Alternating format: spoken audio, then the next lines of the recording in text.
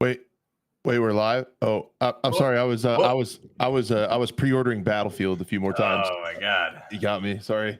You sent me Sorry, the guys. link, right? I hope you Yeah, sent you okay, good. yeah. Okay, good. You need to get a few copies too. Sorry, I Yeah. didn't see you guys there. I was ordering Battlefield a bunch of times. What's up, guys? I'm joking. Am I? I don't know. Maybe. What's up, guys? Who I'm knows? Crash, joined by my co-host Buff. Blue is. I don't know where Blue is. Blue's en route. Yeah. I think the makeup he's stuck in makeup is what I heard. Yeah. Yeah. Allegedly. We got some new makeup people. I mean, they can't help me, but we got some new production team members in there. Probably just late. It's probably fine. You got stuck in makeup. It's very common. How you been, man? What's going on?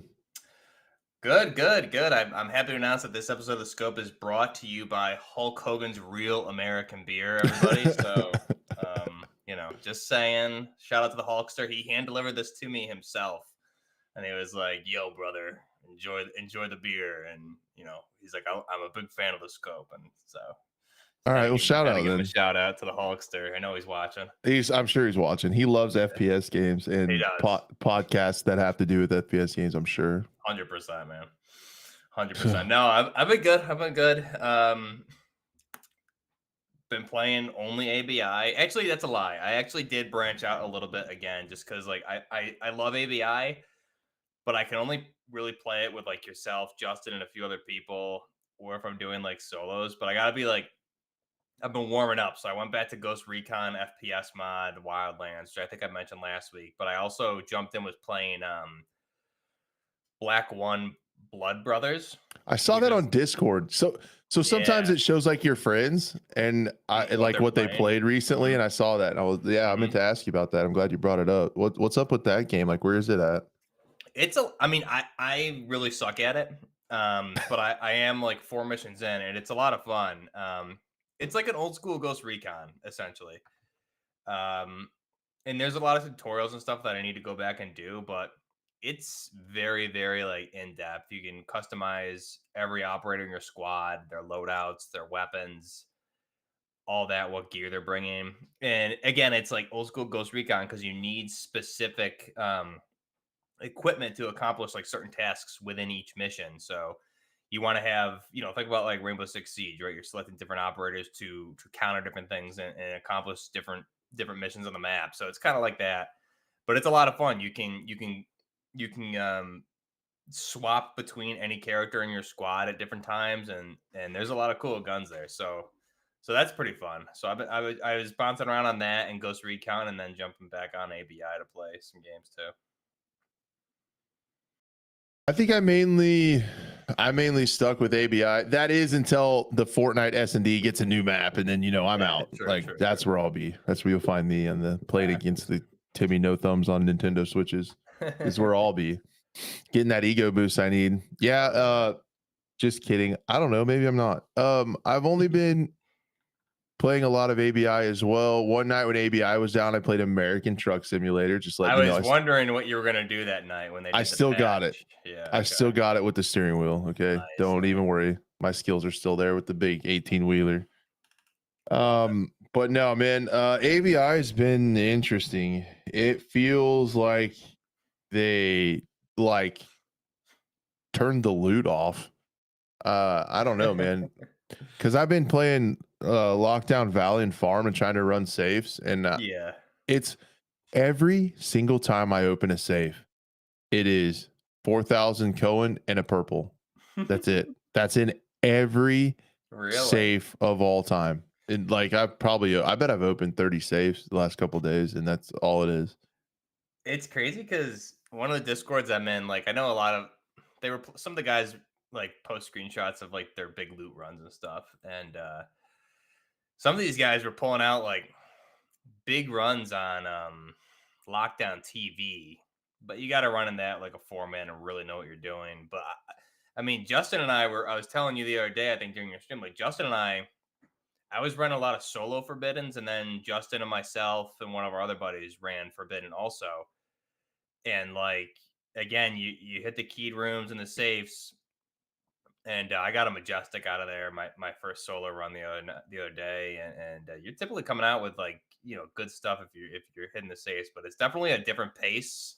I know a lot of people think it's like because Justin was like he was thinking it was just gonna be thermals, which I don't think we ran into any thermals. You do run into that here and there, but the loot in the safes is night and day different typically in Forbidden, but you still get it in Lockdown. But I agree, I haven't really found too much in Yeah, Lockdown. that was my question. I've never went to Forbidden, so how is it to survive? How is it noticeably tougher? So what I like to do in Forbidden, I think the minimum requirement for your kit is 300,000. So I go in like right around 300,000 typically, and I like to run it on farm just because I have more keys there. It just depends on the game, really. I mean, if you don't run into, you're either going to run into HK thermal boys and get destroyed, but I've had a lot of games where I run into just regular players a lot of the times and the bosses and stuff like that. So it's really hit or miss, I feel like. But and my strategy is like, okay, based on where my spawns are, I know what keys I have and don't have, so I'll just book it to those keyed rooms and then just try not to die. But yeah, that's why you do run into the thermal HKs, and then not much you can do with a $300,000 kit.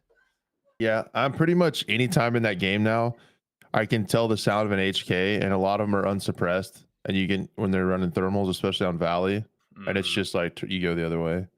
But I did kill a guy with a thermal in his backpack that he must have killed off somebody else with my Uzi. You were saying that, yeah, I saw that. I'm the Uzi king, dude. Like, I have a build that costs like $60,000, like 60,000 COD. Super budget. And then you run the 7N31, which costs a bunch, but you got a little money to spend on ammo now since you saved so much on the gun. And dude, I've came out with a $2.8 million raid and a $2.7 million raid running the Uzi. Just a day apart, like just shredding people with it. Tier 5, tier 6, doesn't matter. I was watching some of your streams with those, yeah. It's really good. Like, it doesn't kick much. It's not quite as good as the MPX, but that price difference is insane. Like, it's like a sixth of the price because you can drop 250 grand on an MPX pretty fast. So yeah, exactly. Especially, I mean, depending on what you're playing, the worst thing is when you go into a game and you drop like 300K on a gun and then plus the ammo and like you get like one tapped. And then it's nice for my teammates in the rare event that I do die. It's nice just to say, hey, grab my ammo. That's it. Like, you leave the leave the Uzi, who cares? But just grab the 7N31, and it only takes up a spot or two, and then they can get whatever they get. So that's cool. That's something that's also a nice little help there. But yeah, other than that, that game is badly needing season 2, man. Like, so bad. But yeah, they still haven't announced the date though. Got a month though. I did see a post this morning. They said they basically confirmed it was April, just not when in April. Yeah, they said see you in April with the Northridge map. So when is that? I don't know, but probably mid-month if I had to guess. But the test version that I played I didn't have any bugs or anything. So I'm maybe they're adding more stuff or just I don't know what else they would be doing, but it seemed pretty squared away. So I'm really excited to get into it because all I want to play is Northridge. That's it. So much fun. I can get my hands on all. Did we just get Robody? Or did Buff get Robody there? What is Robody? Like, your voice went crazy and now your thing's lagging because no. I tabbed out of question mark. Did you guys hear chat? Did you hear something weird? Well, it was weird. Okay. Wow. I cannot tab out of OBS to change the background scene today, I guess. Where I go and turn to a robot? Is that what happens? Yeah. And then your video gets super delayed. And I guess that's what's happening. Love it. It's going good here. Let's make up new problems that aren't even a thing. Love it. That have never happened before. I hate it here sometimes. I don't know why. I don't know why simple things have to be so difficult sometimes. Anyway, yeah, I don't know how many videos and stuff we'll play. I could try to restart the stream without cutting off YouTube, but I don't know. I don't think YouTube would end. I think I might have forgot to launch OBS as admin, and that might have done it. Bummer. What do we do? Do we not the end of the world? Or do we have? Do you guys just have to look at our faces? I can't play any cool videos in the background. Yeah, that's okay. Whatever you, if you can do it without restarting the stream, sure. Otherwise, I don't feel like. I think I would have to. I mean, I would stop OBS and restart it, but I don't think the YouTube stream will end. I think it'll wait for me to like it'll just go blank for a minute. Yeah, that's your call. I don't know. We'll just run it. Yeah, I don't think it's that big of a deal. Everyone gets the podcast experience today. Yeah, this is just a straight up bland, normal Talking Heads podcast experience. You're welcome. I guess, yeah, so we have a lot of topics to get into today. It was an awesome week. Oh, it's really going to suck because I don't know how I'm going to look at the temporal data mines. I'll have to pull up my second one. Do I fix it real quick? If you're trying to pull up like the Battlefield data mines, I can look at those at the same time if you wanted. Okay. All right. Yeah. So the ones I picked, yeah, I can do that. That's fine. All right. Damn it, man. Okay. So we have a lot to get into today. Verdansk is coming back. Call of Duty is going to be saved forever. It's back, everybody. COD's so back. Get excited. Everybody get out your credit cards for skin bundles. Let's go. Battlefield data mines. There's a bunch of interesting ones we're going to get into. My theory on Ubisoft and Tencent that I've been talking about over the last year was close. I almost called it. Then there was an Arma update. I hope Blue joins us by then. And then quick shots are there. I got it covered, so don't worry. There's a couple of them. If we have time, I don't know if we'll do quick shots now because I can't show my screen. So, true. Because I got the Arma stuff up if we don't have Blue here. So okay. And I wanted to talk about the.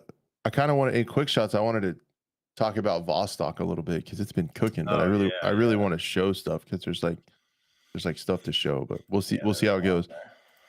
Before we get into the main topics, just to let you guys know, if you do want to support the program, there was Gray Zone Warfare news today too, where they talked about optimization and stuff like that. So I didn't make it into the stream, Finn. I don't know what the main stuff was. I know they were talking about optimization and quality of life stuff. And they said, I did hear them say that on this next update of 0.3, they were hoping for to keep the optimization the same, introduce the rain and the weather and keep the frame rate about the same, not go backwards. And then in the future, 0.4, hopefully make ground up on the frame rate. So nice. What else was there, Finn, that I missed? You know of anything? While you're typing away. Yeah, if you guys want to support the program, there are several free ways to do that. You can like the stream, share it, be a friend, tell a friend. You can also, if you're on the audio podcast, we have a post on Steam. All right, I'll check it out without tabbing out. You can also help us out by leaving a 5-star review on the audio platforms. Again, there's quite a few audio folks these days, and we appreciate you guys all. Thank you very much. They don't even care. They're like tired of me talking about the tech issues because it doesn't affect the audio people at all. They're over it. They're like, just stop. They're like, this is our experience every week. Who cares? Yeah, what are you talking about? You never show us anything because I'm on the audio, you ding dong. That's what they're saying. So, all right, then the first topic of the day, Verdansk is back. And I'm not going to lie to you. I was just completely like not caring about COD, and I don't think I still do. But seeing like the trailers and stuff, and like they're bringing back some of the old stuff, it's hard not to get that nostalgia because like Verdansk #1 2019 was a special time in gaming. That doesn't happen very often, so it's hard not to get hit in the feels a little bit when you see that stuff. Yeah, for real. I think they're just like bringing out a lot of news this week for it. So yeah, I mean, I'm excited. I'm gonna need to like actually log on, turn on my PlayStation for the first time in like a long time this weekend, and I think they have double XP going on. See if I need to apparently there's an M82 that's been in the game, and I just haven't been following anything COD, so maybe I'll unlock some things, but they are bringing back a lot of old like movement, weapons, some operators, and they confirmed a lot of things like they're reworking the movement too, and there's not going to be any redeploy balloons. So I mean, on paper, it sounds good. It sounds like kind of what I had said previously is like we basically just need to revert back to what Warzone 1 was essentially, with movement tweaks. And it kind of looks like that's the direction they're going to an extent, to at least how with the best they can. So yeah, I am excited about it for sure. And the question is, will the anti-cheat hold up? That's the big thing. Yeah, I saw the skin. Yeah, the skins are gonna go wild too. They already are. They're bringing back Rose again, and then I saw another one that's all completely blacked out, so you can't see it hiding in corners. And then they had like Jay and Silent Bob, and then they had some like crazy shark mask guy, and like the skins are just going. They're going. Yeah, but I mean, for the map itself though, they reworked a lot of the lighting. So I didn't see the original looking Rose skin. It looked like they made some tweaks, unless I was seeing a different version. But I think with the lighting rework on the map, that'll at least help you be able to see a lot of stuff. Yep, that'll help, I think. And then didn't they say like they were changing movement somehow? Like they were slowing down movement to be instead of the Omni movement or whatever. Is it still going to be Omni movement? So it's still going to be there from what they said, but it's going to be there's going to be separate Warzone movement from like Black Ops 6 movement. So it's going to be slowed down and tweaked. So Omni movement will be there in some aspect. I don't know. They didn't really elaborate too much other than they're slowing the movement down and making some changes. So it's Warzone specific, which again, good. I mean, I think that's something they should have done a long time ago, right? So it seems like here we are in 2025, just over 5 years after Warzone originally launched, and they went so far down this side road, which almost killed the game. And I think it took to the point where their player numbers were obviously just tanked. PR was tanked. That they finally started making sensible changes, which is good. But I don't know. I know you can't really have everything pulled up. Do you want me to go into some of the stuff, or do you have stuff on your other monitor? I can get it on my second monitor. Yeah, is it on? Where's the best way to look it up? Probably on Charlie Intel. Is the best spot. They had like all the posts yesterday, but I'll just go into some of the stuff and you can cut me off whenever you want. They had as far as like weapons go, I know for nostalgia. So we'll start with a couple of things. Obviously, looking back to original like Warzone, right? 2020, they confirmed like the Rose skin's coming back, but it looks different, which is good. It's not just insanely overpowered like it used to be. And again, the light on the map's completely different. So hopefully that won't be an issue like it was. They're bringing back the Roach skin, which is that USEF skin. I can't remember the acronym for it, but it's one of the US Milsim skins, as well as one of the Domino skins. So those were from Modern Warfare 2019. So those are coming back, which are nice. So, and they even said it, Milsim. So it was funny because everyone's like, "COD's not a Milsim," blah blah blah, over the years, and then finally, play Arma buff. Yeah, right. And that's the funny thing is like in Modern Warfare 2019 and Warzone 1, Season 3 of 2019 was when Warzone launched, and they had the Milsim skins in the battle pass from 3 onward, and now here they are calling it a Milsim skin again. So it's just hilarious. Everyone that was like, "Oh, it's not a Milsim, play Arma," and then it's like, "Oh, here's a Milsim skin," and they're like, "What? It's not a Milsim? What do you mean? Immersion? What's that?" So I just thought that was funny. Just such a stupid argument. And even Charlie Intel's just like ignored the fact that they had it in Milsim skins. It's a skin. It's not a Milsim game. And now here they are back. So all those people can suck it. So you got the Domino skin. Going back to weapons, you got the Kilo 141 coming back. So if you log in on the 3rd, when it launches, you get the weapon, at least the Kilo, for free. You get the Kilo 141, which is the HK 433. So you'll get that for free. Now, whether or not it'll be fully leveled up or not, I don't know yet. I don't think they specified that. The HDR is coming back. You're also going to get the Galil Ace, which is called the something. I don't know what weird name they called it, but the Galil Ace is essentially that Galil modernized Galil Mark One that fires a Russian 7.62 by 39 millimeter. The AMAX is what it was. Yeah. So the AMAX. So you have those three main weapons coming back. You also have the monolithic suppressors coming back from Modern Warfare 2019 Warzone 1. And you have, again, like the original Little Bird that was in Warzone 1. So they're just bringing back a lot of assets from that time in original Warzone. Now, I don't know if the bunkers are going to be accessible in this. I know in the teaser trailer they had bunker codes in the teaser trailer originally, or the announcement trailer. So if the bunkers aren't accessible right off the bat, I know there was rumors that they're going to be opening up train station and some of the other areas in like the mid-season update. So I would expect if the bunkers aren't available right off the bat, they will be probably mid-season time.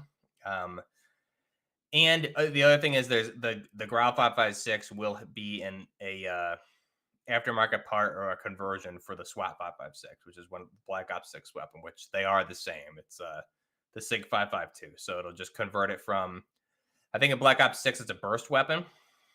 So the conversion kit will convert it to full auto, just like the Grau. It'll turn it into the Grau 556. So I think that's, there's a lot there. They had a huge blog post and everything about it, but I mean, I'm definitely excited to jump in and see. I think that some of the big map things too, like I said, no redeploy balloons. It doesn't look like there's going to be a lot of zip lines from a lot of the map shots that we've seen. I'm sure there'll be some where there were originally, but hopefully not too many, because I think that really made part of the game special, is like, getting up and holding a position, and then a team is either going to try and push you and be smart and push you in a smart way, or like we need to come in with the helicopter and C4 or something, instead of redeploy balloons and all that stuff. People just flying all over the place. So Yeah. I don't know why it torques me off so much. I guess other games do it and stuff, but I feel like Call of Duty always has the biggest buzz about bringing stuff back. Like they never come out with anything new that's worth a shit. Like all the new stuff they did in Warzone, everybody hated it, and now they're going back to the OG one, and everybody's excited. Like it's a multi-billion-dollar franchise, and all they do is bring back old stuff, and people get excited. And it's just, I'm an old man, get off my lawn moment right now, but it's just annoying, man, how they can how they can profit on just recycling stuff so much. For sure. I mean, that's one of the symptoms of a yearly release cycle, though, because you have something really good that I feel like Modern Warfare 2019 was one of the best CODs, at least, if not ever, at least in a long time, right? I mean, to say the best COD ever is just like, I don't think that makes sense, because you have different types of COD games, different time, eras, all that stuff. But 2019 was a great game, and then I just feel like everything after that regressed, even visually. I feel like it still is one of the best looking CODs. I think everything visually and gameplay mechanics regressed after that. Yep. But then it's just like they take stuff away that's good just to bring it back and like recash in on it again. And it's just like, God dang it. Yeah, I mean, I think that's why they bring like a lot of the free login stuff. If you log in, you get the kilo and all these skin, like you get the Milsim skins and stuff for free. Because everybody has like those thoughts of like, man, when the AMAX was good, and man, when you would run the kilo, and like it takes you back to when everybody in 2019 was stuck inside and we couldn't do anything but play Warzone with the homies, and like, right. And everybody grinded it. So it's like, oh, do I need to grind all this again? That stuff that I had that you didn't transfer into the other games, or are you gonna make me pay for it again? So I think that's why they're making it all free, which is smart. Yeah, I think it's like, and to my point of complaining, I feel shocker, Crash is complaining. it's like it's weird that in my head it's probably more complicated than this, but it feels like they can literally just like have content and put it out, and then something's good, they take it away. And literally by the fact of putting it back in the game, they're going to make billions or probably at least millions of dollars on people coming back to the game and buying some of those nostalgic skins and getting the rose skin and like cashing in on that nostalgia. Like they make so much money by simply taking content out and re-adding it. It's wild to me. Some of Yeah, exactly. some of the other stuff I'm seeing on here is like the ability to swim has been added to Verdansk, which is interesting. Yeah, because they originally said it wasn't going to be there because it wasn't in the original, but um now they've made it available. Now I don't know if you can see, or I didn't see at least, if you're able to like if it's like Modern Warfare 2, like shoot underwater type stuff, I would think so, or but I don't know what. for sure. But yeah, we'll see because they just added it. So I mean, that was a change I think they made since 2 weeks ago or whenever it was to like now. So Um, which I don't mind. I think sorry. swimming, it makes sense in that. I feel like it makes sense in that map. Because there is I mean, where are the water areas though? Like Well, yeah, because on the main game, that one river on the east side was frozen, and then the one on the left side was empty, right? It was empty, so it didn't because of have the swimming. dam. But just looking at the map now, Be the off the TAC map, coast. it's Yeah. got water in those now a little bit, and then Okay. there's water all along the south end by like prison and stuff. Right. Right. Okay. So I'm So wondering like how accessible those water areas behind prison will be, or I mean, down by below port or outside port, it makes sense too. But I remember with prison, there was like a pretty large chunk of land behind prison before the water. So I'm wondering if they're going to open that area up a little more, but we'll have to see. don't know. The other thing that they're adding that's interesting is Warzone will feature a new mode, Battle Royale Casual.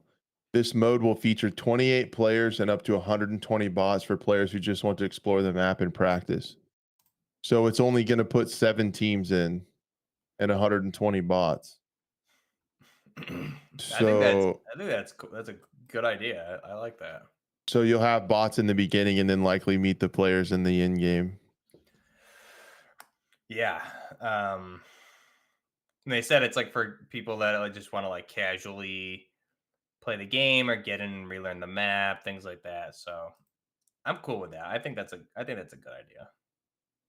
You know, especially if like think about it, like maybe you want to like content creator wise, gonna get new content in Warzone with like a gun or something. I mean, it's just an easier way to do things. I feel like, you know, that's how I did all my Modern Warfare 2019 content. Typically, was like for the conversions, I would just do the offline mode against bots because the focus wasn't on the gameplay; it was on like the weapon and stuff. So like, there were some times where I would do Warzone weapon videos, and I remember there was one like specific M4 ISR video I did that it took me like 14 hours of gameplay to get the win that I wanted with the Jeez. gameplay.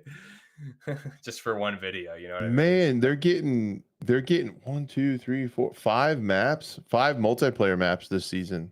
Yeah, it's a That's pretty that's big update. yeah, that's pretty cool. And it's a free to play like weekend, I think, for Black Ops 6 starting the 2nd, I want to say it is.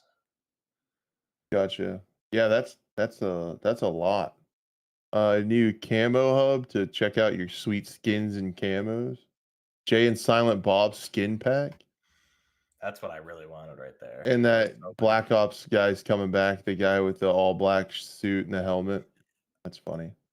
They Oh, make the bank replacer? The on those replacer? skins. No, it's his name was John, like John from Oh, Black Ops, yeah, and he's yeah, just yeah. got like I remember it's that. all Yeah. blacked out. Yep, I saw that. Trying to see what else. Yeah, Kilo 141, the AMAX, the HDRs, launch battle pass, Cali sticks, the Ladra. I don't even know what that is. Oh, the nail gun, your favorite. Yeah, I remember that thing. Better than a 12.7 by 55 for sure. The monolithics coming back. Yeah, yeah, yeah. Trying to see what else.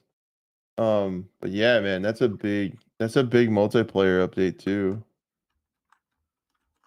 It is. And then yeah, the rose skin, they're gonna make a lot of money on that.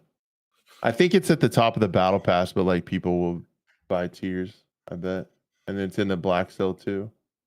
Yeah, people like the sweaty people and like the big streamers like Swagger and just like full on let me purchase the whole thing and get the rose skin, and they're gonna be rose skin squad day one. Yep. Then Yeah, there'll and just be little old me with my Milsim skin. yeah, the peak top of the line black cell skin that you have to pay real $30 for is the rose. Yeah. I don't think I'm not gonna I'll never buy a COD battle pass again until like we get a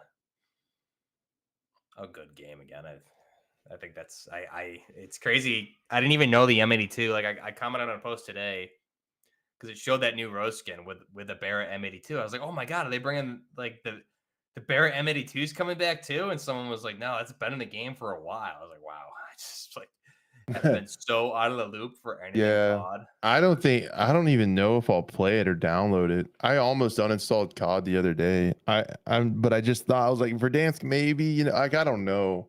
I have it. I mean, yeah, I gotta update. I'm gonna play it on my PlayStation. I'm not gonna go like yeah, that's where I have all my stuff. So I'll update, and I plan on streaming it right when it comes out. And I hope it's good. I really do, and I think you're gonna get a lot of players for sure. I think Thursday because it comes out Thursday the 3rd, right? So I think you're gonna get a ton of players Thursday, Friday, Saturday, Sunday, and then player retention after that is going to completely depend on what the anti-cheat situation is and what the balance of the overall game is. Weapons, movement, circles, get all that stuff. Is there stim glitches day one, all that stuff. So I think if they can recapture what the game was, it'd be really really good. I would like to see them just bring back more Modern Warfare 2019 stuff, man. Bring back the Ash 12, bring back some of those other weapons too. I think you really got to kind of go back to what the game was and keep the pacing what it was and get the anti cheat working. I mean, they did a lot of cease and assist to Get it working, yeah. I think it was at like all. 8. Yeah, I think they like did cease and assist to like 8 or somewhere between like 7 and 10 big cheat studios leading up over the past month or so. So, hopefully that and I saw tweets today like the rumor is like, oh, Ricochet's got a huge overhaul. It's like, well, does it though? We'll have to see. I think that It's been so many years of hearing that you just whatever, dude. Ricochet. I think that's another part of it is like Ricochet and Call of Duty in general has just had such horrible PR because of both those things and the directions they've gone. Just Ricochet is just like the biggest laughing stock of anti cheat for sure. So, um, they're at a pretty crucial point, I think, as far as Warzone's concerned. Like the player numbers are going to be huge that weekend, but retention is all going to depend on did they actually implement all this stuff correctly. So we'll have to see. And we'll have to see. You'll know my thoughts if I'm streaming it over the weekend next weekend or not. What day does it come out? Comes out the 3rd, which I believe is Thursday. So I'm planning Next on Thursday. whatever time that launches. I'll probably take that day off or whatever, and I'll play it, and then I wonder if it's gonna be during the day or in the morning or when. Are you going back to controller then? You've been playing mouse and keyboard, right? Are you going back to controller? Yeah, I'm gonna go back to controller for sure. That aim assist cooking. No way huh? I'm gonna be able to learn. I'm not gonna try and mess with COD on PC. No, thanks. You don't want to. No. Trust me. It's not good. I'm just so used to the controller for Call of Duty. I think like Call of Duty and also is like Battlefield. I think those are two games I prefer to play on controller. I mean, for Battlefield, maybe I'll buy it on PC and plug in the controller. But I think those are two games I'll always just want to play on a controller regardless. I feel that. It's definitely smart moving COD. You can catch me on Fortnite S&D. New map, baby. Maybe I'll join you. Who knows? It's actually kind of funny. I don't think we lost. We played it. I told this back when we played it that week, but we played like 2 or 3 hours, and I think we lost one round. Like one round within a game. Crazy. It was hilarious. Yeah. So I guess that covers it up. Verdansk coming back next Thursday. I don't know how the show's gonna shake out. If we'll have to move the show around or whatever, we'll talk about it. I don't know if I have any other days that can work that week, Yeah, but we should be able to just do it. I think by the time get some games in, give my thoughts. Yeah, it'd be sweet if it came out like in the morning or something, and you could stream it during the day and then come on the show and talk about. Yeah, that's what I'm hoping. I'm hoping whether 10 a.m. or 1, hopefully somewhere. Usually when they do those big things. So yeah, that would be awesome to get like a reaction to it on that day because I'm curious how it'll go. Mm-hmm. I might have to see, dude. I haven't launched BNet in a minute. If I launch BattleNet, my computer will probably short circuit. What is this? Oh yeah. What are you doing? The update requires restart. There'll be like 15 of them. Yeah, I think when I boot up COD on my PlayStation is gonna be 6 hours of updates probably. Yes. I haven't turned on my PlayStation in probably since October, maybe even September, man. It's gonna be confused. It's been a long time, yeah. Your PlayStation will be confused. It might break. We'll have to see. Find out. So in Battlefield news, switching gears just a little bit, Temporeal's back. The renowned data miner for Battlefield is out of retirement for this title apparently, and we got some information about what could potentially allegedly come to the game. Again, we talked about this. You guys are old pros of the program. You know these aren't for sure official things. These are just things that are found in the playtest game files. Does that mean they will be in the final launch? No, it doesn't. So we don't know if it's going to be there or not, but it has a high potential for happening. The first thing that I see on here are fighter and attack jets. Mm-hmm. I don't care because I'm not a wiener that sits in armor all day. Like I'm just not a wiener like that.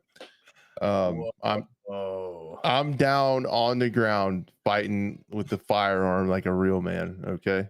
I've never been a big. I mean, Battlefield 3. I was never a main jet dude, but I always made it a point to make sure I learned everything, like a master of all infantry classes and weapons, master of all air vehicles, land vehicles. That way, whatever I need to do to make my team win would always be my motto on BF3 and 4. So I do think it's a cool what I'm seeing here on the vehicle lists for sure. And I'm going to make people mad because I'm not saying you're not a skilled player, because there are some incredible pilots, man. I can't fly a plane to save my life. I'll crash it into the ground 10 out of 10 times. But I've just never messed with them. But it looks like, what am I seeing up here? An F-22 and an Su-57. Loadout options for the F-22 are incomplete, but it looks to be like Vulcan 20 millimeter, Sidewinder missiles, flares, and a GBU-39 for equipment. The attack rolls the F-16 and the JAS-39. Mm-hmm. With the Vulcan 20, the AGM-65 Mavericks, the Hydra 70 high explosives in the secondary slot, flares, and the MK-82 air. I don't know what those are in the equipment too. The MK-82, I think that's I'm assuming it's a guided bomb. Similar to the GBU-39 for the fighters is pretty much the equivalent to it's like a JDAM almost, and then the Mark 82, I'm assuming it's it's one of the guided bombs. Typically on the jets, you'd have secondary would be you have Hydras and the Mavericks. So Hydras would be point and fire, and I'm assuming the Mavericks are probably lock on to vehicles, and then the Mark 82 air would probably be one of the guided ones for that role. But it is cool that we have an F-16 because I haven't seen an F-16 in the Battlefield. I don't remember. Maybe Battlefield 2, but I mean that's sick. That's good. Blue's here. I'm here. I'm here. Whoa. Hello. Yeah. Sorry about that. All good, man. He's back, guys. Blue is with us. He lives. Yeah. I think I got you in. I think you're on the show. I think you're live with us right now, Blue. I see him. Holy. Yeah, man. And I know. All right. I'm glad you're sitting down, Blue. You're going to be so sad. You missed the Call of Duty discussion. I did that on purpose. You see? He's devastated. Look at him, chat. He's devastated. And then also to keep you up to speed on everything wrong with the production team, right, separate from me, obviously, it's not me, launched OBS. Yeah, it's not me. Launched OBS not in admin mode, so I can't tab out or it lags out the stream. I can't tab out to pull up videos behind us. So people are just stuck with a standard Talking Heads podcast because of the production team. Again, not me. Send your complaints to the complaint department at thescope.com/gmail. Hey, it adds more personality to the show this week. Yeah, you get to see our beautiful, gorgeous faces. You guys want to see that anyways. So yeah, exactly. I mean, yeah, that is a lot of the feedback we get over with the production team. People are like, man, I just want to see your guys' faces larger and all over my screen more often. So, well, that's what I was saying. But Blue put it in chat. He's like, yo, makeup screwed. They had to redo Blue's makeup a couple times. He got stuck in makeup. Yeah, I figured that's what was going on. These guys just wouldn't let me go, and they're like, wait, one more thing. I was like, come on, guys, I'm late. It's got the time. They're like, maybe we put some eyeliner on. They were getting all crazy, and Blue's like, yeah, just let me go. Trying to make me look like I was in a 2000s punk rock band. Spiked hair. Yeah, you audio listeners should see this guy. It's incredible. It's insane. But yeah, we're talking about some of the Battlefield data mines leaks. That were popping up. And, what else isn't getting leaked, I should say, at this point? Yeah, that's just Battlefield every time. Second, Buff will be all over this, man. The primary and secondary weapons that were found in the playtest client. Oh yeah. There's a ton of them. It might be boring if I read them. Do you just want to pick out a couple of your favorites? What do you think?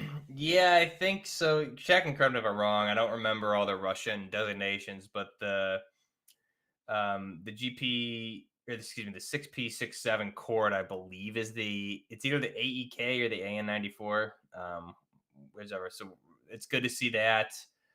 It's for assault rifles. I think the HK433, which if that is it, that I'm good with that, even though I think that was canned or at least put on hold. But they did bring out other systems on that platform, so it makes sense. Scar Light, Tavor 7. If that's correct. I mean, a lot of this could change, obviously, but Tavor 7 is the Tavor 21, but it's chambered in 7.62 by 51. So it's more of like a battle rifle. And I'm pretty sure I saw gameplay with a Scar Heavy also, in addition to a Scar Light, which I don't see listed on this list. So it could be an ammo type conversion potentially. I think for carbines, I think the AK-205 was a really cool one. So the AK-200 series, I think is one of my favorite, like, aesthetically looking AKs. So an AK-205 is pretty cool. We got the HK417A2, the MSBS Grot B, which is a Polish weapon, I want to say. Really cool gun. Then you have the XM7 for carbines also, which XM7 and carbine don't really go together. So again, a lot of this is probably going to change. PDWs, SMGs, you have a lot of the usuals, MP7A2s, APC10s, Vector, UMP40, all that P90, stuff. my Heine. P90, LMGs, go now. A lot of them. Yeah, a lot of LMGs, which is really nice to see, because I think a lot of games, for whatever reason, games recently over the past couple of years have just been really neglecting this category. So LMGs, I am going to list all these because this is a good list. You have the M240 Lima, you have the M27 IAR, M249 SAW, M60 Echo 6, which is just going to be glorious. My favorite light machine gun of all time is the M60 platform. You have the MG4, the RPK-M, you have the Ultimax 100, and the XM250. So a lot of LMGs there. Bolt actions, some good ones. The MRAD's a pretty good one. The M2010, another good one. DMR is you have some Russian ones here like the SVDM, SVCH, M39 EBR. Shotguns, pretty standard stuff. The KSG-12 I'm seeing. And then secondaries, the M18, M45, 5.7, Glock 22.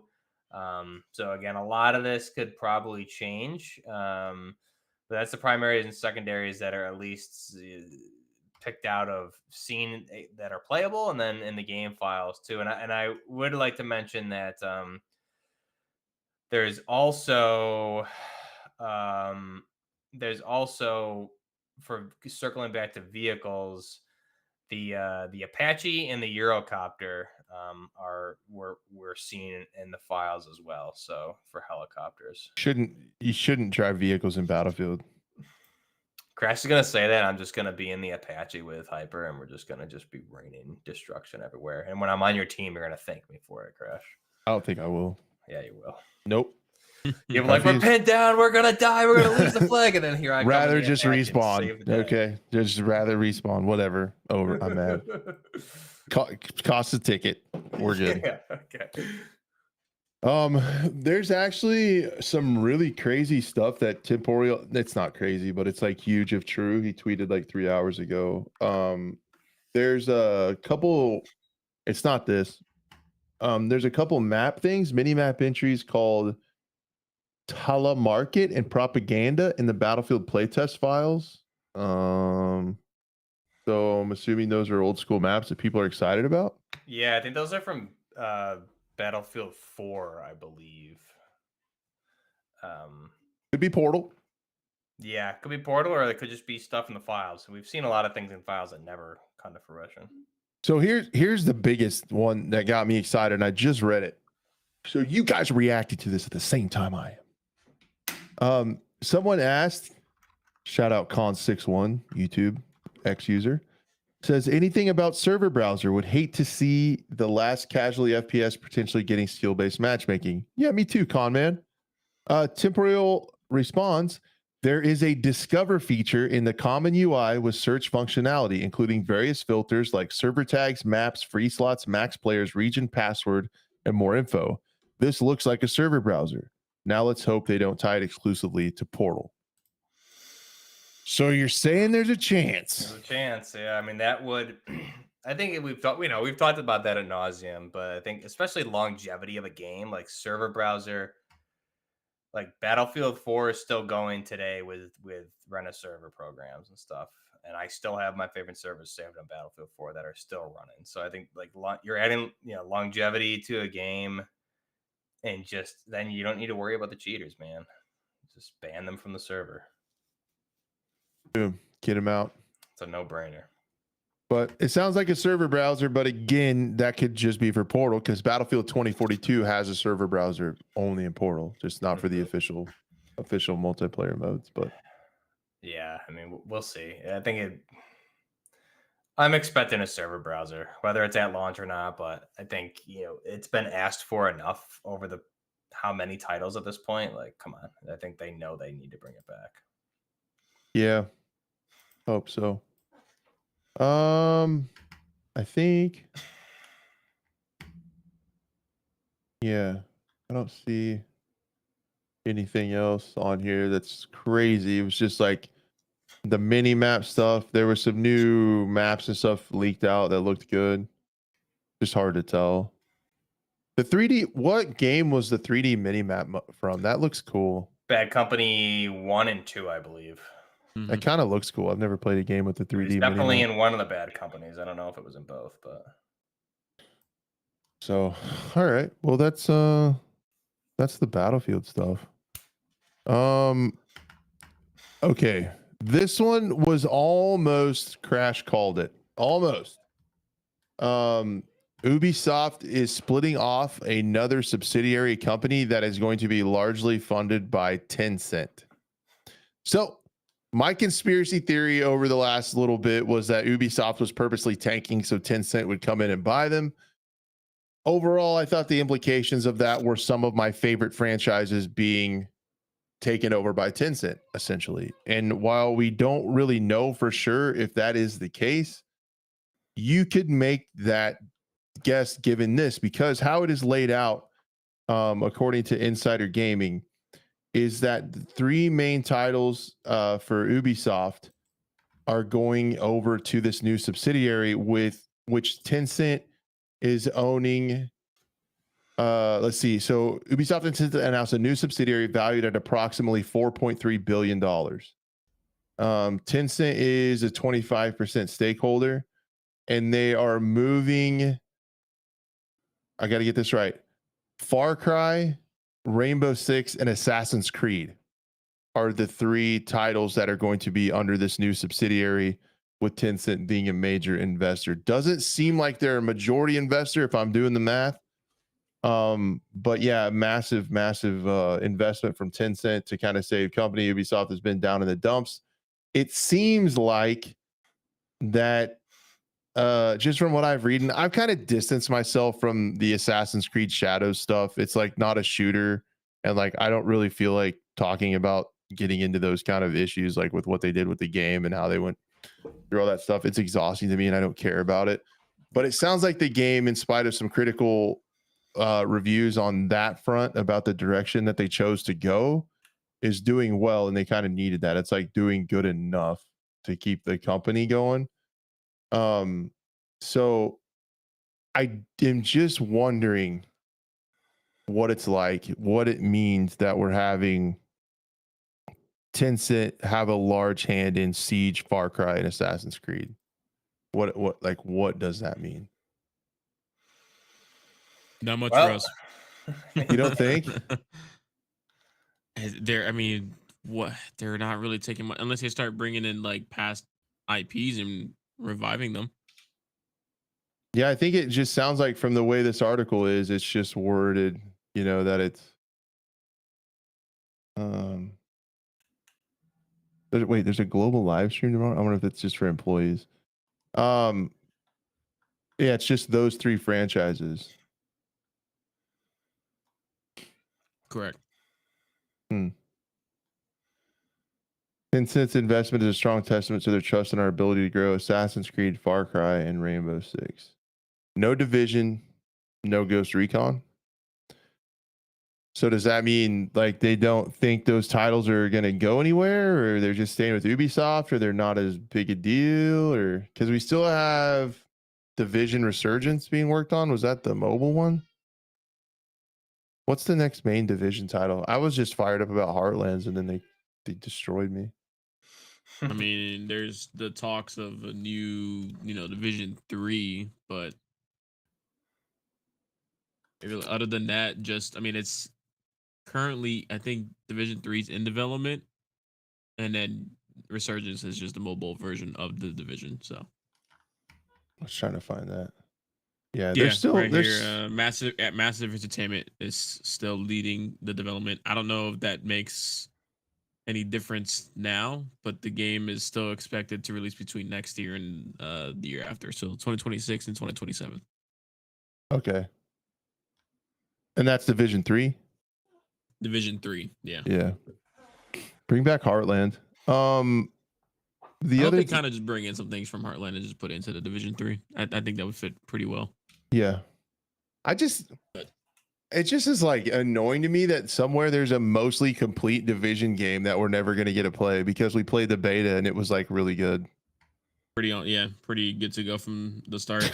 To be honest, and maybe this could have been for a reason. It did feel more, as much as it was a brand new game, it also kind of felt like just a DLC from a Division player's aspect. Like it almost just felt like it could have just been like how they did with Warlords of New York.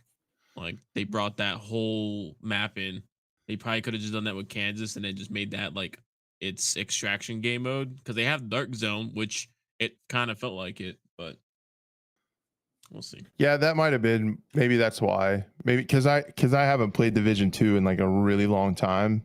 So I was I was in there loving it's like it. It hurts, but I don't know if it warranted a full release where they could have maybe just now tested that, taken some aspects and gone from there. There were some weird creative choices as well too.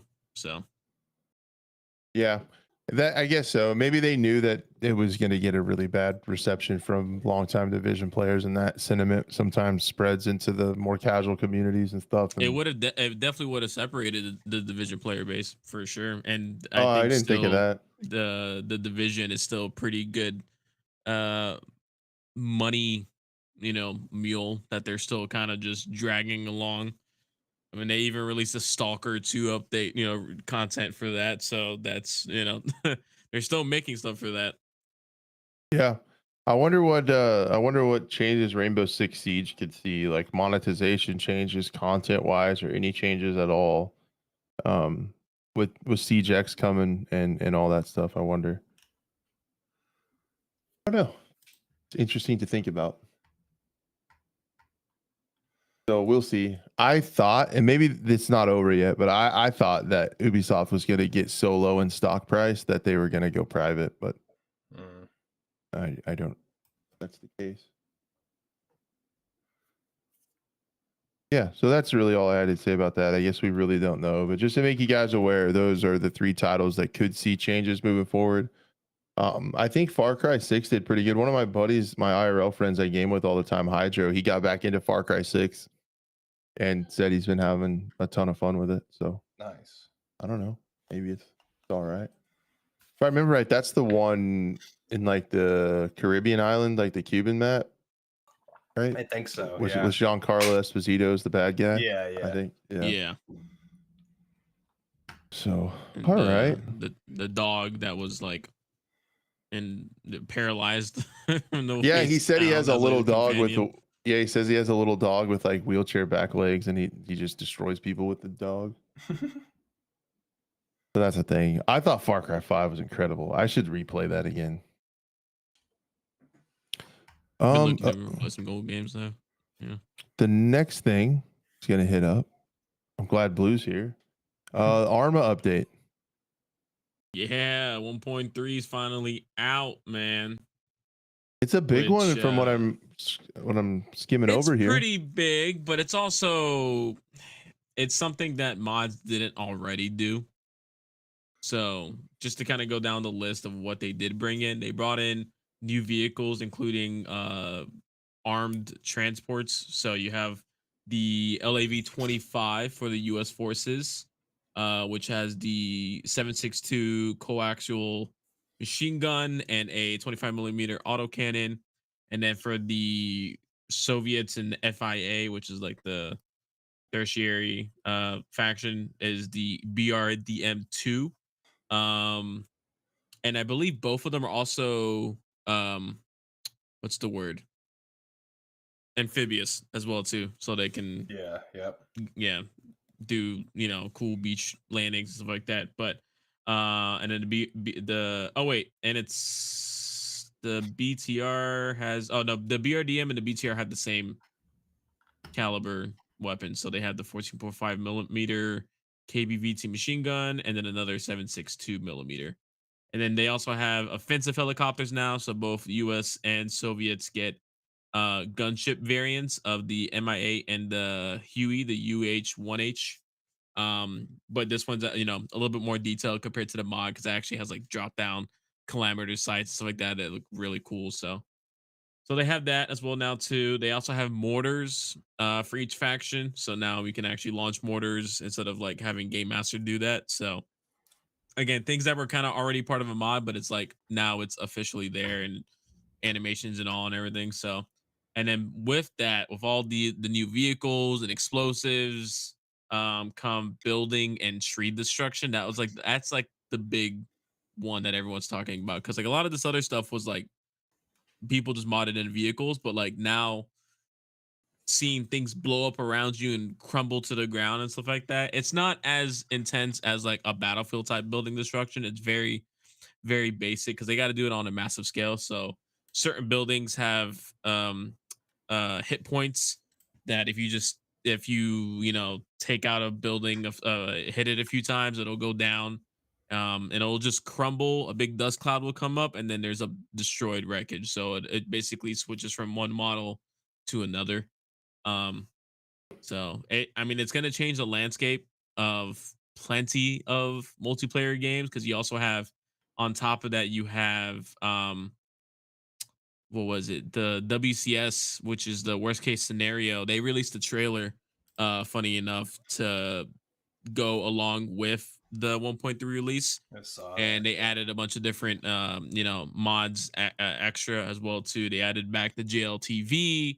They added a couple new weapons. They added what was it? Transport variants of existing vehicles. So, and then on top of that, now you have like modern combat with the building, tree destruction, the mortars.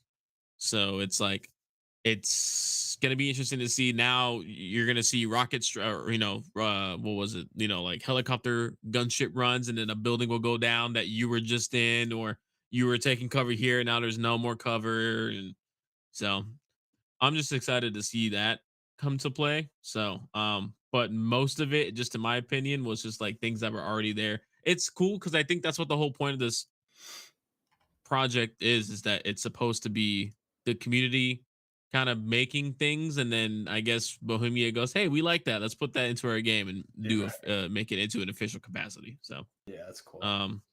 I'm curious how like the destruction will be though in like conflict game modes and like PvP scenarios, because if you try to take over a base and every single building destroyed, what was the point of taking over that area? So it's like, I don't know. I guess we'll see in the future how that happens, how that works out. But yeah, that was pretty much it. They had some really cool trailers, as per usual. Trailer team knocked it out the park. Oh I yeah, and can't. they added some more scenarios as well too. So they added a new scenario called elimination. It's a single player scenario, and your task is to apparently eliminate a high ranking Soviet officer.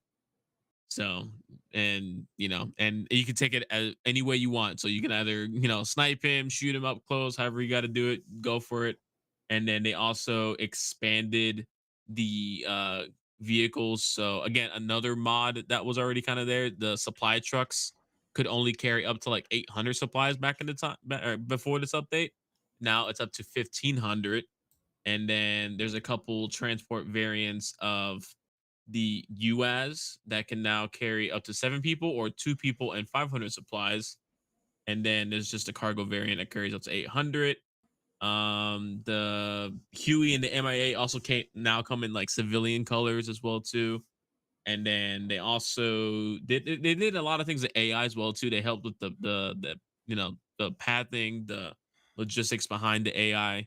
And then they also gave players are they get well, I guess they took away the ability to spawn on contested bases. So if you're fighting over a base and then all of a sudden it starts to flash, it's either the guys that are there have to get rid of the enemy or you lose it. So it's nice because before, when you were taking over a point and you were sitting there capping it, people could still spawn. So you would have to just sit there and pretty much spawn camp the entire time. It's just the way it was because you knew they were only going to spawn either at the main HQ tent or the radio. So it was kind of, and they had spawn protection, but if you have an Xbox player trying to load in, a PC player is just going to just watch him as he's loading in and then just shoot him right then and there. So um, they also added a smaller conflict game mode as well too. So instead of just a big huge map, now it's smaller and so more PvP. So yeah, a lot of little things, but the major stuff was of course the building destruction and the new vehicles and the mortars. And that came out on PC, PlayStation, and Xbox all launched at the same time, like this So update? yeah, PC, Xbox, and PlayStation. There's still isn't any word on mods for PlayStation. People thought this was gonna be the update that came out with Oh, it, dang. but yep, we're just gonna have to wait, I guess. That's crazy that it still blows my mind that Deadside and Arma are like doing the milsimi more hardcore type games that are doing console as well, and that Arma's just trucking along on console. It's crazy. Like a few years ago, if you'd said like Arma is coming to console, it'd be like, yeah, okay, but Yeah, they're doing it. At least now the PlayStation guys can kind of experience a little bit more of what it was with mods with the new vehicles and explosions and stuff. So, and then apparently the AI can do. They were kind of they were wonky, but now apparently they can move under fire. They seek cover more. They return fire. They counterattack. They flank. So, Is that? Oh, I had a thought and it just left. All right. Oh no. Is the reason that PS5 doesn't have mods? You know why? Is that like a Sony thing? Like Sony's not allowing it because yet? the thing is, Sony kind of gave them the green light for mods pretty early. Like at first there was no word on it because it was just like, oh, here's Sony, as per usual, withholding mods, and then now they gave. There was an article that came out and they specifically approved mods, but they just no word on that when it's actually coming. So Interesting. Yeah, I wonder what the actual holdup is then. yeah, and there's videos all over the internet like how to activate mods for your PlayStation 5. It's like it's fake. Don't listen to that. Because Xbox already has mods, right? Right. Xbox has mods. Yeah. Xbox is still just basically a PC at this point, and it's basically going to become that anyways. Yeah. But yeah, Xbox has mods, PlayStation doesn't, PC of course always will. PC Master Race. That's right. Don't forget it. So I was reading kind of another new article I have to talk about at the end as a quick shot. Okay. Yeah, Tarkov's getting like a new wild, like supernatural map, kind of out of nowhere. That's kind of wild. Your favorite game, Tarkov? I wonder if they're seeing all the just the new extraction games coming out and they all have like some kind of supernatural thing about them. You got Beautiful Light being under development now. You got the PUBG extraction game mode with the weird alien looking creatures. You got what else is there now? Gray Zone with their whole roadside picnic stuff. So yeah. Maybe they're trying to put some stuff in there. I always thought it was a good platform for some pretty cool supernatural stuff. I mean, look at some of the bosses in Tarkov. They kind of already look kind of supernatural and stuff too. Yeah, yeah, exactly. Like that. I'm surprised it wasn't already a thing. Yeah, there's a new quest line. Yeah, we'll talk a little bit about it, but like, yeah, it's saying like there's a nuke storyline, and like that in like the Tarkov lore, and it went off and caused a ground zero, with an EMP that shut off electronics in the region. That's why it's all like run down and kind of dystopian. We're getting Stalker and Tarkov. What? Stalkov. Stalkov. So yeah, we'll talk about that a little bit at the end. That's crazy. It just kind of popped up. The other thing that I wanted to hit was Gray Zone got some updates today. They did an optimization stream and quality of live stream about what's coming in 0.3. I was watching that stream. Those devs, we need to teach those devs how to play their own game. Ricky plays it. Yeah. Well, look. So it's like one out of the team, and every time I popped in the stream, I saw them running back with a knife back to their body. No, Ricky's been through it. I think she's got the whole like all the quests done a couple times with different like playthroughs and stuff. And I think she's gonna come on the show to talk about Gray Zone and stuff. I think I've been talking to her. I think we can line up a day where Ricky can come on. She does like a lot of the back end systems and the net coding type stuff, I think. A lot of questions for her from chat, which is probably pretty damn complicated. Yeah, right. I can't. I'm just gonna pretend that we know what we're listening to when she's talking to us. Yeah. Yeah. Yeah. The flux capacitor. Yeah. Yeah. So anyway, they did one of those. people shouldn't get like ultra excited that it's not older hardware. I did hear the devs that work on optimization engineers say that their goal is to introduce the weather that's coming in 0.3 more than likely in a couple months. Um, the weather that's coming in 0.3, they want it to try to be a net neutral on optimization. So they want to keep it like where it's at now, introduce the rain and still keep it there. And then for 0.4, go for an increase in frame rate as they work through different optimization methods. So they want to try to keep it the same while adding like the visual stuff with the rain and the puddles and the mud and all that stuff, which would be pretty impressive in my opinion. And I don't know. I don't know if they can do it because the rain looks crazy. They have a blog over on Steam with some of the stuff they talked about. We've already talked about how this is going to be the one that's bringing in weather, a bunch of quality of life stuff with choppers, with how to manage tasks while you're out and about. How you can respawn at the cops, the capture, occupy, protect bases, like the forward fobs you can take control of. You can spawn there if it's closer to where you're working on stuff. The shared kill count for elimination tasks, which is going to be nice. This is the newer stuff that I don't remember hearing on the first go around that they talked about today. Progress through the starter town, you'll be able to do it more quickly and smoothly. So they reworked the early game flow to make it more fast, more quickly to get through the starter town, so you can start moving across the map. Redoing tasks, so updated tasks will be marked and the changes will be shown, so you'll know what's different this time around when it wipes again. Big more AI improvements. I think that's just going to be like a consistent thing. They said that fighting AI enemies is going to feel more immersive with new injury reaction animations. They'll now check their wounds, limp when critically injured, react to flashbangs, and even get stunned if they survive a headshot. This gives you real-time feedback in the heat of combat and helps level the playing field. So there's more things that scabs can do. Learn valuable information about injuries. So now injuries are going to be broken down in greater detail on the health screen for both you, for your character, and dead bodies. You'll be able to identify whether damage came from a knife, barbed wire, firearm, or a mix of sources. If hit by a firearm, the screen will show the shot's direction, exact projectile type, and the armor penetration details. I think that'll be cool because sometimes I have a lot of questions when I get shot in that game. All this information helps you understand what went wrong, better prepare for your next fight, and even infer the playstyle of the enemy who left the trail behind. So that's cool.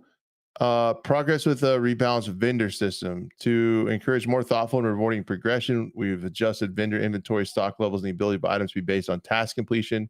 You'll start with more basic gear and build up your arsenal over time, giving each upgrade a stronger sense of achievement. We're also introducing a fourth vendor level, unlocking even more options as you advance. So different levels and tiers of vendor progression.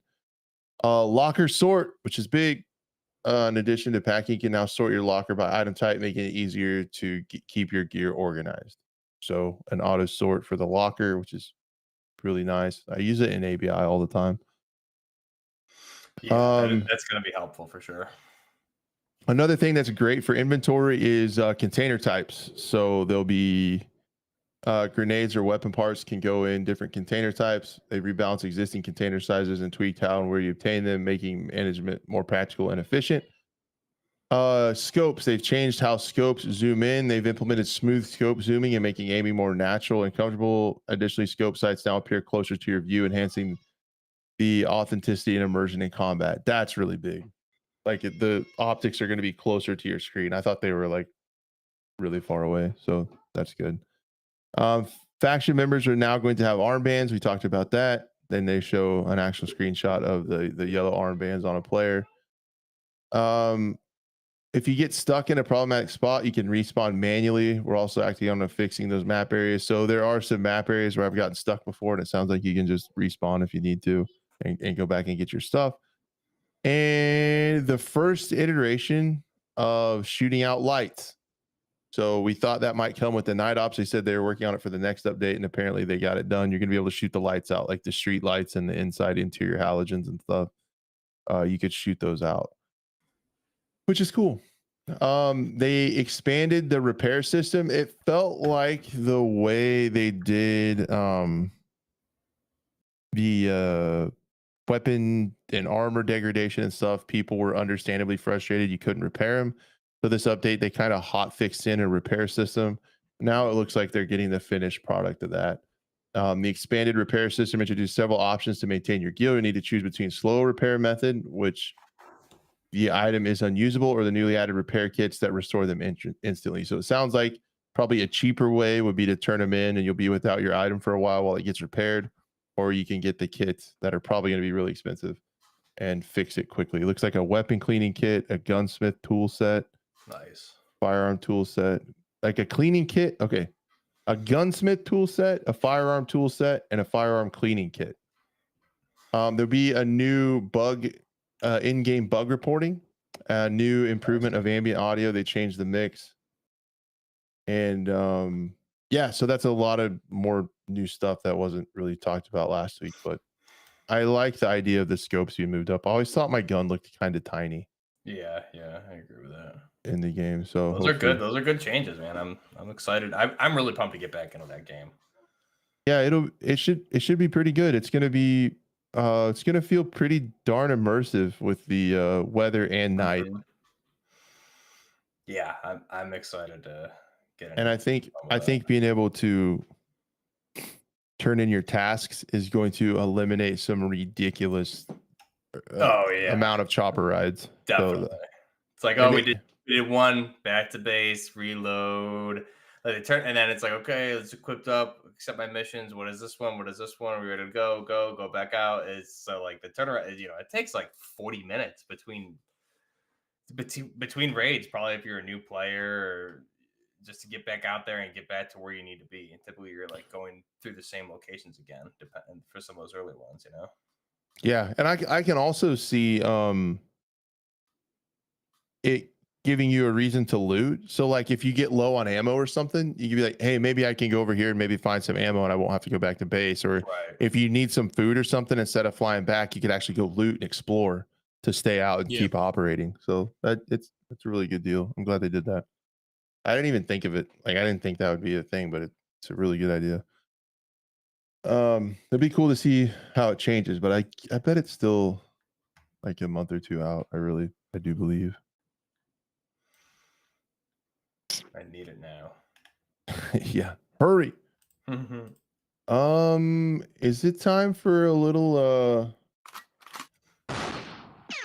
quick shot to end the day with kind of somewhat breaking news? So I'm gonna try to understand what the hell is going on in Tarkov. Because that is still a game, in spite of what X users told me.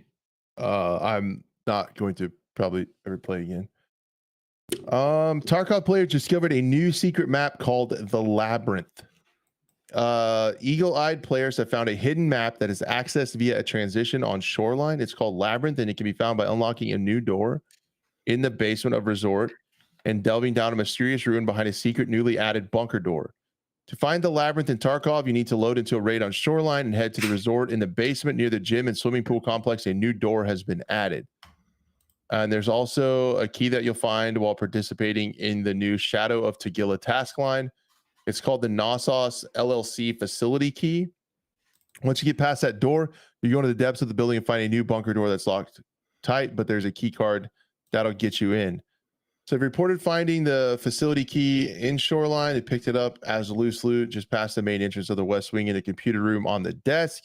It's also been found in the East and West Wings in the small room. Trying to think to complete. Okay. To find the Labyrinth key card, which you'll need to get into the Labyrinth on Tagilla and from the Hot Zone quest, you'll pick up from the Ragman after completing the BTR driver storyline. For completing this event, you'll get 3 Labyrinth key cards and you unlock the ability to buy it. To complete Hot Zone, you'll need to stash LL4 ballistic plates in a secret location on reserve. This location is on the rooftop of Black Knight. Behind the stack of pallets from Therapist, the Labyrinth key card will cost you 268,000 rubles. And from Ref, it's 41 GP coins, so you could earn it through playing Arena.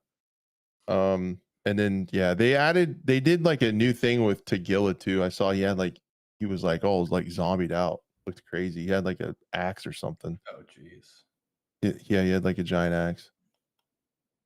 But yeah, there's like a bunch more quest lines, and finally the hidden layer will pop in this task tied to shoreline only. To finish this task, you'll need to find the facility key, which I mentioned above. This is how you get into the facility beneath the resort. So yeah, that's gonna be wild, man. When you get the key and the labyrinth key card and travel to the labyrinth, you'll be presented with a mysterious bunker full of haphazard loot and lore, including a reference to a nuke triggered by the cultists that you'll find in Escape from Tarkov. As the story goes, a nuke was detonated over the Norvinsk, the region that houses Tarkov, to create an EMP that shut down electronics, which helps to destabilize the area and create ground zero that we know and love exploring. So that's why apparently there's an EMP. That's why Tarkov is the way it is. And you get to actually see like that stuff. So yeah. As you work your way through the labyrinth in Tarkov, you'll eventually come to a face-to-face with the Shadow of Tagilla, a formidable boss that's drastically unpredictable and very powerful. Probably broken. But yeah, that's crazy, man. I guess it's getting new stuff. Now, you'll probably have to buy the unlistened edition for $500 to get access to this underground map. No, I'm kidding. I'm kidding. I think everybody gets it. But we don't know, man. We don't know. Is Battlestate Games considering this DLC? Is it DLC that the other editions get, or is it something different? You know? Time will tell. Do people got to pay for it? So I don't know. Yeah, maybe there'll be a ABI storyline in season 15 of ABI. That's the same thing. I don't really care if ABI copies stuff from Tarkov as long as they keep doing it better. I'm down. I know. I'm here for it. So much fun. So, oh, that was pretty crazy. Yeah, Tarkov I think is inching towards what they're going to call 1.0. We'll see how that is. I really don't ever want to download it again. So.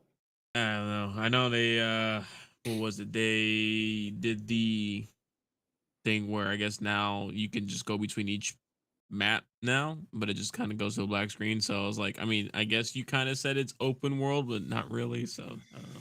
It's kind of like you kind of feel like Starfield. Yeah. Like the ship loading screens, like the cutscenes of the ship in between going to planets. But I when I thought Tarkov would say like they were doing an open world and map to map travel, a lot of them are like geographically hooked together. So I thought like you could maybe just like run across to them, you know, and maybe like the raid timer would restart or something. But you actually have to take an extract and then it just dumps you in the next map. I think there was a quest. Like there's certain quests you have to do where you start on shore. It goes in a route. So you start shoreline and you go like, I don't know the route. Then you go like customs and you go like woods. And there is a quest where you have to like survive a bunch of consecutive raids to spawn into like lighthouse that way. You have to try to survive. Yeah, I remember. I remember hearing that. Yeah, a bunch. The vision for like the final game was it to all be open world, though, wasn't it? Whether or not well, Nikita said on like 4 out of 5 podcasts that it wouldn't be, but then one time he said it would be. So okay, so he kept saying no, it won't be open world. There will be map to map travel. And then one time he said yes, we're making Tarkov open world, and then everybody like freaked out, and then it went back to no. Okay, so he probably just misspoke. I'm sure. It's like I mean, that's fine. I mean, some of the maps are huge. That'd be a like enormous server toll for sure. So it'd be pretty cool. It would be. So, all right, man. That's really all I had. That's all the stuff. Did we? Is there anything that you wanted to talk about, Blue, that we missed or? Not yet. Not yet. Oh. There's a couple of things that are happening in the background. So is he cooking?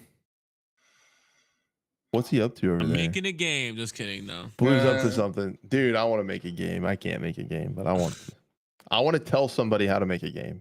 That's what I want to do. I've just been playing a lot of Incursion Red River lately. So. Watched your stream for a while the other night. Yeah, it's been cool. It's kind of teaching people how to play, and I'm just getting used to playing the game again because we got some stuff coming up, and like I could say in 2 to 3 months. So I saw some guy made a video about Incursion that had a ton of views about like this is the extraction shooter that works because it's PvE or something. That and ARDS. I saw that one, and then freaking Stone Mountain Unit 64. I think I told you guys that last time. Yeah, just yeah. Randomly just said he was going from like free extraction shooters to the most expensive or something like those lines. So, and ours was of course towards the beginning because it's only like $16. Mm-hmm. So. Yeah, that's funny. That's a cool video idea. Yeah, expensive, you know, especially if you start going, if you want to get the unheard edition. I think he's got the money for it though. So. Yeah, that's true. That's true. We're not, you know. It'll probably be okay. Do you remember old school Stone Mountain 64 back in like Battlefield? Sure do. Yeah. Yep. Remember him on the ETA, 10 Battlefield? minutes to bedtime, boys. Heck yeah. Good stuff. Good stuff. Mom, I'm in the middle of a game. Yeah. Well, yeah, I guess that's a show, guys. That's all I had, man. Beautiful. Yeah, guys, thank you Production so team will much. be on point to, next show for sure. Yeah. We just we'll they were just taking too long with Blue's makeup. Yeah, we'll have a harsh, stern talking to with them. I doubt the production team will improve by next week. I highly doubt it. But yeah, guys, we'll run it back next week. I don't know what the proper thing is on talking about guests and stuff, but we have some guests in the works too. We're just trying to line some stuff out. So we should have some fun episodes in the future. We've hinted at one of them today. But yeah, we're gonna get some other folks on here, add some variety to the program. And yeah, thank you guys for being flexible again, switching to Thursdays. I will try to get the audio version up as quickly as possible so you guys can check it out on Friday and over the weekend. We thank you guys so much, man. Everybody that comes by the stream. I know I haven't been able to put out YouTube videos, so my channel's just kind of chilling here, but you guys show up every week for the podcast, and I really, really, really appreciate that. And all the audio listeners that seek it out and download it as well, because I know there's not an algorithm. You guys go out, find it, and download it to listen to. Is really awesome, and we appreciate you guys so much. Leave us that 5-star review if you can. Like and share the stream if you want to. Plenty of free ways to help us out. We appreciate you guys. Have an awesome week, and we'll see you on the other side. Bye, everyone. Bye.